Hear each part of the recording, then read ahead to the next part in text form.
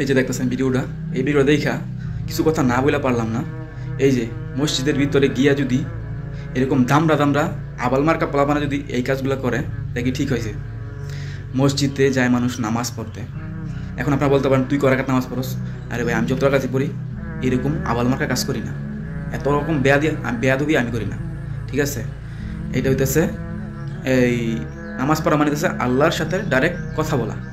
আর এই জায়গার ভিত্তিতে সে কী করতেছে, মসজিদের ভিতরে মানুষের টান্না হেঁচড়া নিয়ে যেতেছে, কেউ চারুনিয়া মুখের সামনে যেতেছে, কেউ একজন একদম থাপড়াইতেছে, মুরব্বীর সাথে ফাজলামি করতেছে।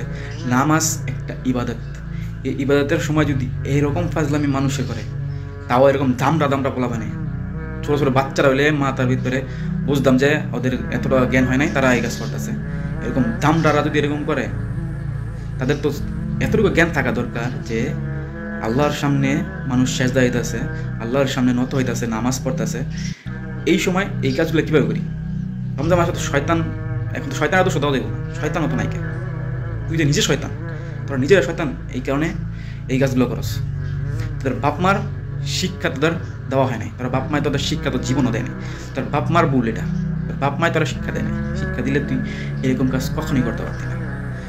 এখনো বলতে পারে যে ছোটোবেলার স্মৃতি, আর ছোটোবেলার স্মৃতি কি? হ্যাঁ, দাম রসেস কি এমনি? তুই ছোটোবেলার স্মৃতি বলতে কিছু নাই। এই ভিডিওটা সবাই শেয়ার করে দিবেন, ঠিক আছে? তার বাপ মা যাতে দেখে, কুলাঙ্গারের বাপ মারা যাতে দেখে তাদের শিক্ষা দেয়। আর মসজিদে নামাজ পড়তে গেলে কীভাবে নামাজ পড়তে হয় শিক্ষাটা তাদের দেয়।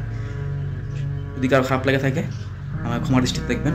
আসসালামু আলাইকুম, আল্লাহ হাফেজ।